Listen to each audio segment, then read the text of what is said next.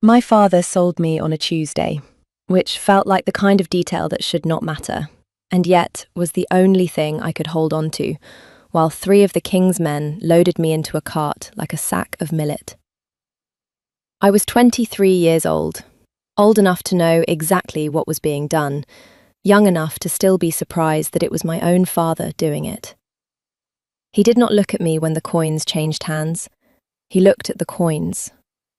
I have thought about that a great deal since, how a man can spend 23 years feeding you, and then, at the end, find the silver more interesting than your face. The debt was 400 gold marks. I knew the number because I had kept his books for 6 years, the same 6 years he spent borrowing against a harvest that never came. I knew, better than the men loading me, exactly how much I was worth on paper. I was worth 400 marks and a signature, and the signature was the part that stung. They told me I was being delivered to the Iron Fortress, to the Alpha King himself. They said it the way you say a thing meant to frighten, and I waited to be frightened, the way you wait for rain you have been promised. It did not come.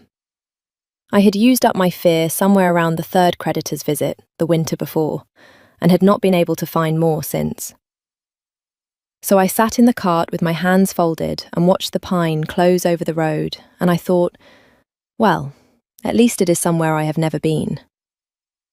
That is the thing no one tells you about losing everything. It is very quiet afterward. There is nothing left to protect, and the not protecting feels almost like rest. The fortress was grey stone, the colour of a storm that had not decided yet. It rose out of the forest the way a fact rises out of an argument, sudden and not interested in your feelings about it. The men walked me through a gate, across a yard where wolves the size of ponies watched me with too much intelligence, and into a hall so large that the fire at the far end looked like something happening in a different country. And there, on a throne carved to look like a wolf mid-stride, sat the most powerful man alive. I knew him by the way the room was arranged around him. Everyone in that hall stood at angles that accounted for where he was, the way iron filings account for a magnet. He was big in the way the fortress was big, not for show, simply because that was the size the thing needed to be. Dark hair, a jaw that looked like it had been set in a decision years ago and never released. He wore no crown. He did not need one. The crown would have been redundant. He was reading a ledger when they brought me in.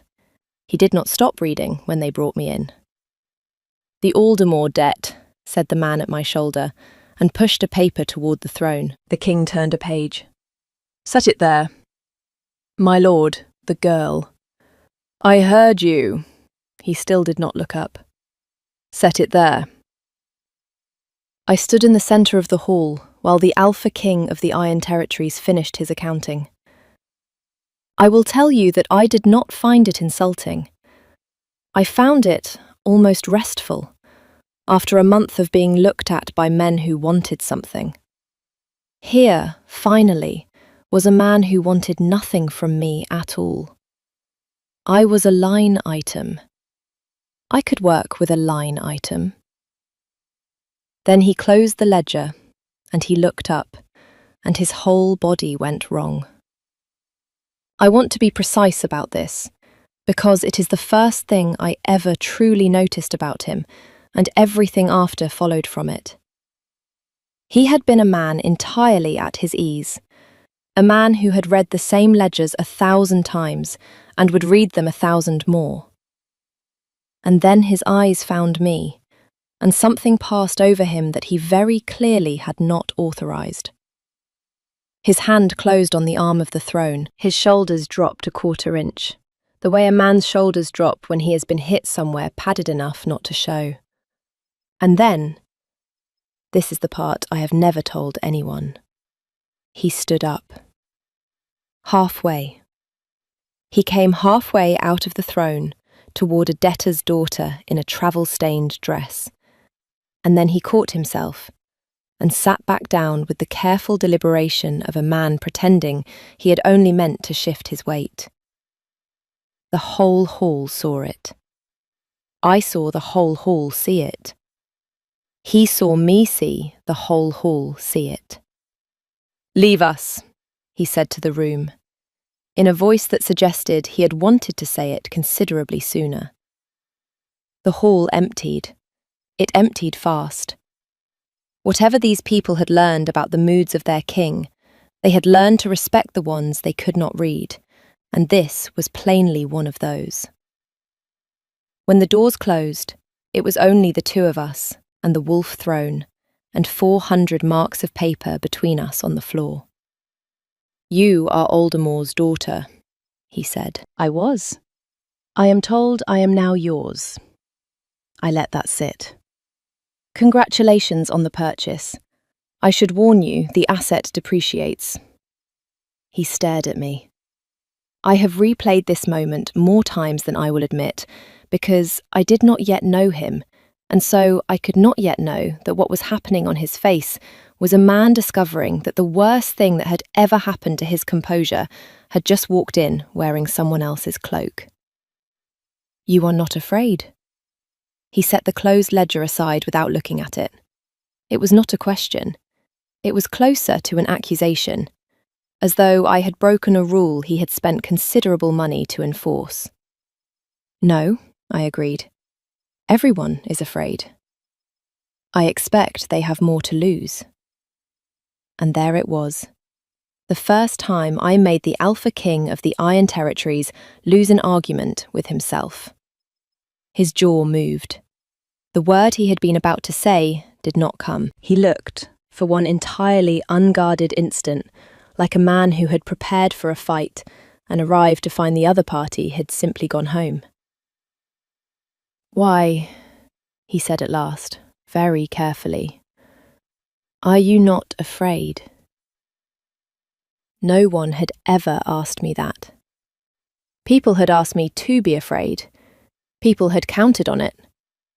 But no one in 23 years had looked at the absence of it in me and wanted to understand where it had gone. "Because I have already lost the things fear is for," I said. "You cannot threaten a person with the weather once they are already standing in the rain." He was quiet for a long moment. The fire spoke to itself at the end of the hall. "What is your name?" he said.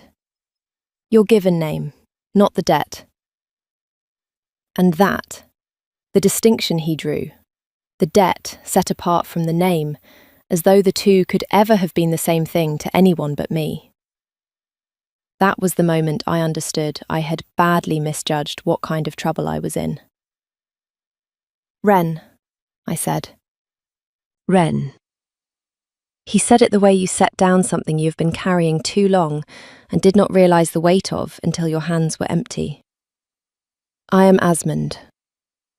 I knew his name, everyone knew his name, but he offered it as though it were a thing he was not certain I would accept, and I filed that away, because a king who is uncertain whether you will accept his name is a king with a problem he has not told anyone about. He had a problem he had not told anyone about. It took me a great while to learn its shape. This is the story of how I learned it. They gave me a room. This was the first surprise. I had expected a cell or a kitchen or a pallet near the kitchen. Instead, a woman named Bridget, who ran the fortress with the iron calm of someone who had buried 3 kings and was not impressed by the 4th, walked me up a stair and opened a door onto a chamber with a window, a bed, a hearth already lit, and a chair. "There has been a mistake," I said. "I am the debt, the Aldermore debt. I keep books or I scrub them, I do not mind which." Bridget looked at me with the particular weariness of a woman who has been given an instruction she does not understand and has decided not to fight it. "The king says you are a guest of the fortress until your situation is settled." "My situation is settled. I was purchased." "The king," said Bridget, in the tone of a woman quoting scripture she finds personally suspect, says the word purchased is not to be used. I sat on the edge of the bed after she left and tried to make the pieces fit, and they would not. A man does not pay 400 marks for a woman and then forbid the word for what he has done, unless the 400 marks had not been for the woman at all. I did not sleep. I sat in the chair by the window. The chair felt important somehow. A chair in a room for a person whose entire value had been a number. And I watched the moon come up over the black line of the pines. And I thought about a man halfway out of his throne, catching himself. I have made it this far, telling you the parts I understood at the time. If you are still with me, stay. Because what comes next is the part I am still not certain I have the words for. The part where I started to learn what the king was really buying when he bought debts. If this is the kind of story you would sit by a fire for, you might think about staying for the others. Now, let me tell you about the ledger. The ledger lived in the great hall, and the king consulted it like other men consult their own conscience, often and not always happily. I learned this because 3 days into being a guest of the fortress who was not permitted to scrub anything, I got bored, and a bored woman who has kept books for 6 years will eventually walk toward the books. He was not there. I told myself I was only looking. I opened the ledger to the last page and found my own name. Aldermore, 400. And beside it, in a hand pressed hard enough to nearly tear the page, paid. Not collected, not owed. Paid. And below mine, a column of others I did not know. The Tolliver debt, paid. The Mead Hall arrears, paid. A widow's tithe in a village I had never heard of, paid. Page after page, going back years, of debts that other men had used to bleed and own and ruin people, and the Alpha King had simply bought them and marked them paid. And I saw, looking closer, freed the people attached to them, every one, recorded in the same hard hand. Released to her own keeping. Released to his own keeping. Released. You read quickly. I did not jump. I am rather proud of that. I turned and he was standing 3 paces away, always 3 paces I would come to learn when one would have done, watching me with an expression that was trying very hard to be displeasure and arriving instead at something closer to dread. You free them, I said. All of them. You buy the debt and then you free the person. It is an efficient use of capital. It is the least efficient use of capital I have ever seen, and I have watched my father set fire to a barn for the insurance. I closed the ledger. Why? His hand found the back of the nearest chair. I was learning to watch his hands. They told the truth before his face caught up to it. There was a woman, he said. He did not go on for a moment. The fire filled the silence the way it always did, before. There was a woman the pack would have called my Luna in time. Her family carried a debt to a lord 3 territories east. I was strong enough to win any fight in the world by then, and I thought that meant I had time. I went to settle it the slow way, the honourable way, through the courts. His jaw did the thing. The lord called the debt while I was away. He took her in lieu. She did not survive his keeping. I have been told a great many secrets in my life, mostly by men who wanted credit for telling them. This was the first one I was ever given that the giver plainly wished he could take back the moment it left him. So now you buy the debts first, I said quietly, before the slow way can fail. Now I buy them first. And you marked the word purchased forbidden because you cannot stand to be a man who purchased a woman. He looked at me then, with something I can only call relief. The relief of a man who has carried a thing alone so long that being understood feels almost like an injury. Yes, he said. I should tell you that I did not soften toward him because his pain was beautiful. His pain was not beautiful. It was just true. And I had spent a long time among people whose feelings were performances, and a true thing in a hall full of iron is a difficult thing to walk away from. You should have told me, I said. I have spent 3 days insulting the asset depreciation of a transaction that was, apparently, an act of mercy. The corner of his mouth moved. It was the first time I had seen it try. You called it the least efficient use of capital you had ever seen. It is. Mercy usually is. I set my hand on the ledger, on the page with my name and the word paid beside it. It is also the only line in this book I am glad to be on. His court did not share my gladness. I learned the antagonist's name at supper, the way you learn the name of a draught in a house, by the cold coming off her. Lady Sigrun of the Eastern Holdings sat at the king's right hand and had, I gathered, expected to sit considerably closer than that, for considerably longer than this.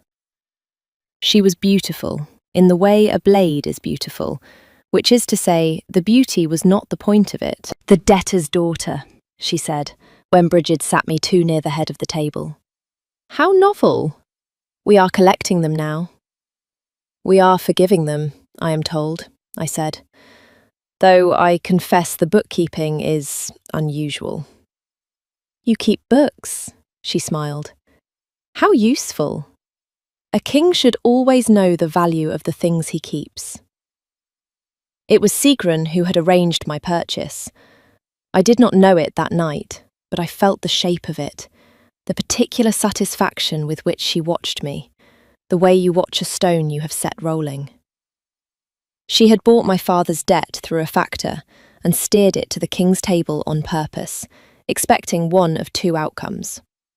Either he would refuse a ruined debtor's daughter and prove to the Eastern lords that his soft new habit had limits, or he would take me, and she would have her proof that the king had lost his judgment entirely, and the Eastern Holdings could begin to discuss, quietly, who might rule better. She had not accounted for the third outcome, which was that he would come halfway out of his throne. Neither, to be fair, had he. The trouble began in earnest the morning Sigrun brought a healer's complaint before the hall. A child in the lower village had taken a fever, she said, and the king's new guest, the debtor's girl, who had been seen carrying herbs from the still-room, had dosed it wrongly, and now the child was worse. The village was frightened. Was this the sort of stray the king meant to keep? One who poisoned children? It was a clean piece of work, I will give her that. I had been in the still-room. Bridget had set me to it when she discovered I knew yarrow from hemlock, and I had sent feverfew down to the village the day before. If the child worsened, the herbs would be blamed, and the herbs had my hands on them. "I will see the child," I said, before the king could speak. The hall turned. One does not volunteer oneself into an accusation.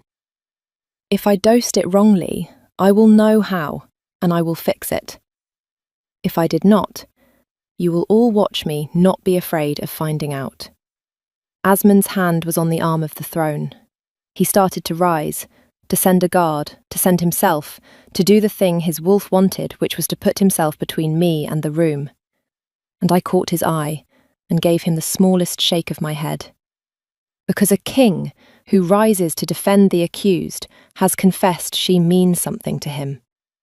And I was not ready to spend that coin on Sigrun's behalf.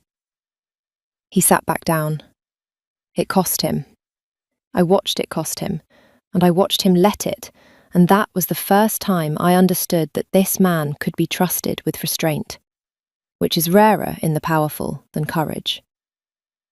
The child had not been poisoned. The child had measles, which feverfew does nothing for and nothing against, and which I diagnosed by the simple act of looking at it, which Sigrun's informant had neglected to do. I stayed 2 days in the village. I brought the fever down with cool cloths and willow bark, and the boring competence that is the actual substance of healing. And when I came back up the hill, the story had already run ahead of me.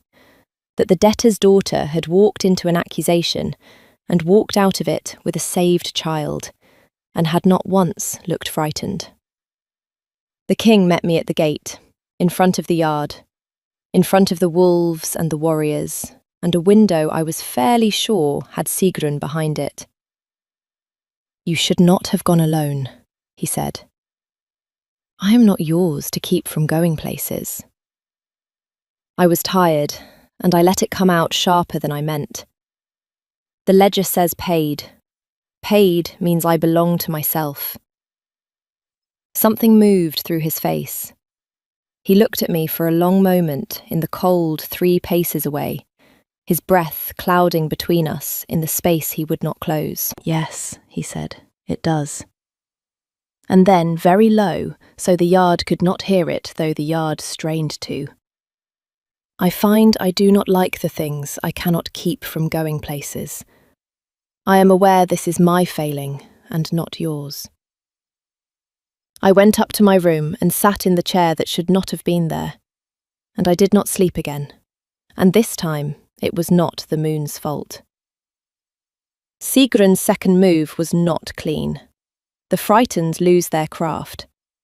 3 nights later, a fire took the still room where I worked, in the hour I was known to work in it, and I was inside when the bar came down across the door from the outside. I want to be fair to her, even now. I do not think she meant to kill me. I think she meant to frighten me into running, to make the king's strange mercy look like a danger he had brought inside his own walls. But intent is a poor comfort when the smoke is climbing the walls, and the door will not move, and the heat is a hand against the wood you cannot put your own hand near. I did not scream. I have wondered since whether I should have. Instead, I went to the window, which was barred for the herbs, and I wrapped my cloak around my arm, and I broke the glass, and I started working the lead, and I cut my palm to the bone on the 3rd bar, and kept working it, because a cut palm is a problem for later, and the smoke was a problem for now. Asmund came through the door. Not through the bar, through the door. He tore it off the frame, bar and hinges, and the stone the hinges were set in. And I learned later that no man in 3 generations had done such a thing without shifting, and that he had not shifted. That he had simply decided the door would open and made the world agree. He came through the smoke, and he found me at the window with my hand running red down the lead, and his face was a thing I will not try to describe, except to say that I have never, before or since, been looked at as though my continued existence were the only fact in the world that mattered. He did not touch me. Even then. He stood an arm's length off in the smoke, shaking, and he held out his hand palm up, the way you offer your hand to a horse that has been beaten. "Come away from the glass," he said. "Ren, please." I put my bleeding hand in his. It was the first time we had touched. I felt the shudder go through him at the contact, the great frame of him going still and then unstill, and I thought, with the strange clarity of someone who has been breathing smoke, "Oh, there it is. There is the thing the whole court has been waiting to see." We came out into the yard together, and the yard saw it. His hand around my unhurt one. The blood. The way he would not let go even when Bridget came running with cloths. The way he stood between me and the smoke and the watching windows, and did not once perform it. It was not for the court. That was the thing they could all see. It was simply where his body had decided to be. Sigrun made the mistake of being in the yard. The frightened cannot stay away from the thing they have done. They have to watch it land. "Thank the moon you were unharmed," she said, and she nearly sold it. "The bar came down from the outside," I said. I did not raise my voice. I had learned, in a long, hard year, that the quiet sentence carries furthest in a frightened room. A fire is an accident. A bar across the door is a decision. I am only a healer's apprentice, my lady, but I can tell the difference between the two, and so, I think, can the king. The yard went very still. I felt Asmund's hand tighten on mine, not a grip, a question. I gave him the answer by not letting go. "Search her rooms," the king said. He did not shout it. He has never once, in all the time I have known him, needed to shout. "And the factor who carried the Aldermore debt to my table. Bring me the chain of it. All of it." They found the letters. Sigrun had been as careful with her correspondence as she had been careless with the door, which is to say, not at all, once she was afraid. Instructions to the factor, payments to the village informant, a draft of the accusation in her own hand. The Eastern lords she had been writing to discovered, all at once, that they had never met her, had no idea what she meant, and were frankly appalled. She was stripped of her holdings and sent east to a convent on the coast that takes noblewomen the way the sea takes stones, quietly, and with no expectation of return. I am told she keeps the convent's books now. I am told she is very good at it. I find I can wish her well from this distance, which surprised me, until I remembered that I am on the page that says paid, and a person on that page can afford to be generous. He came to my room the night the holdings were settled. He stood in the doorway. He did not come in. The door opened behind him, 3 paces becoming the width of a threshold he would not cross without leave. "Your hand," he said. "Bridget sewed it. I will have a scar across the palm. I am told it will ache before rain." I held it up. "A useful thing in a healer. Now I will know when to bring the washing in." He almost smiled. Then the almost failed, and what was under it came up instead, and I watched the Alpha King of the Iron Territories arrive, at last, at the end of a fight he had been losing since the day a debtor's daughter walked into his hall and declined to be afraid. "I told myself I bought the debt for the same reason I buy them all," he said.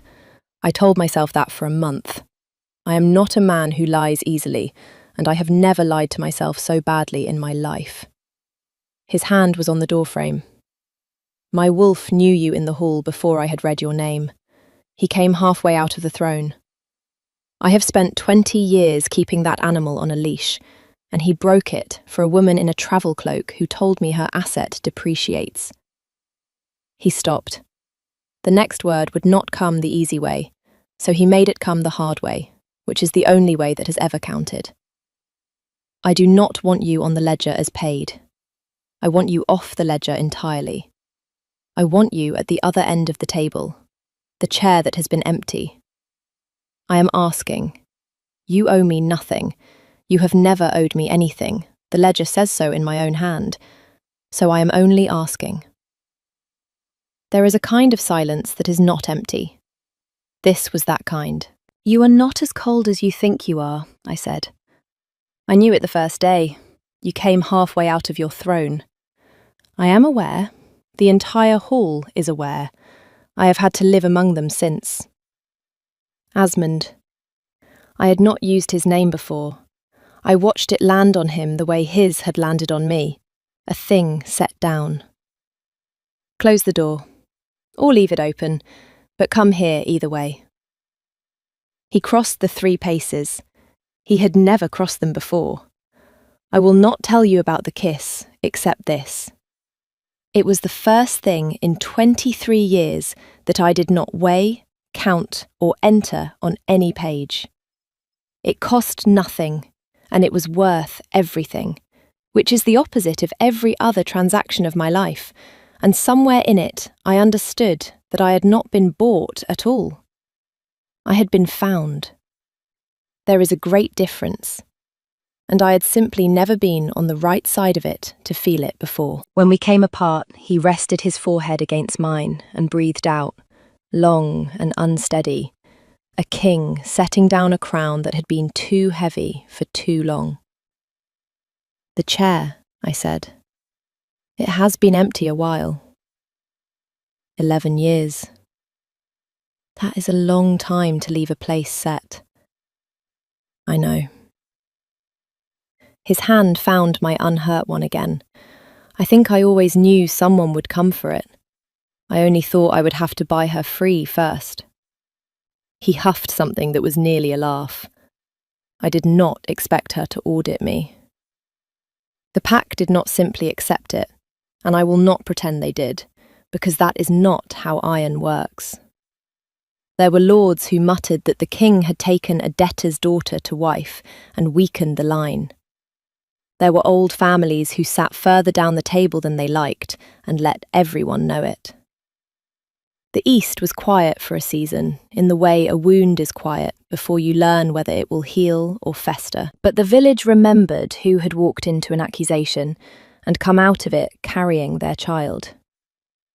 The still room was rebuilt larger, and a king who frees debtors, it turns out, has more friends among the freed than the lords had ever bothered to count.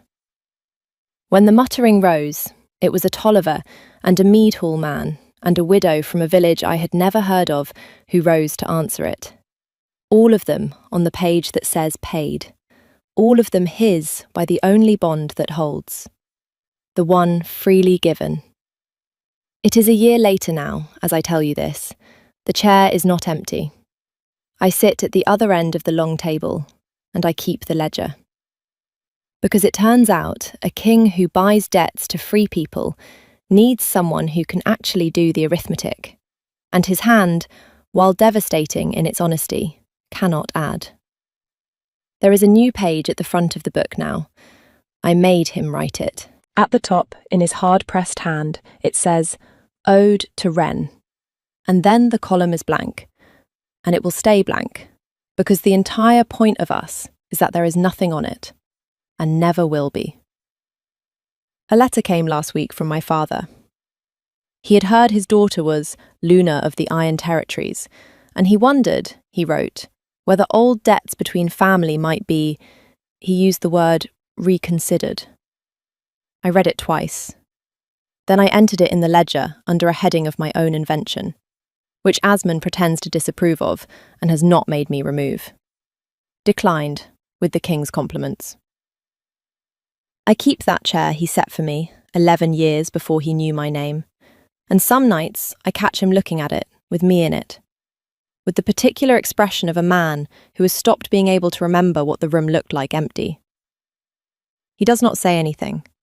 He does not need to. I learned to read him from his hands a long time ago, in a hall that smelled of smoke and iron, on the day I told the most powerful man alive that I was not afraid, and was, for the first time in my life, telling the truth.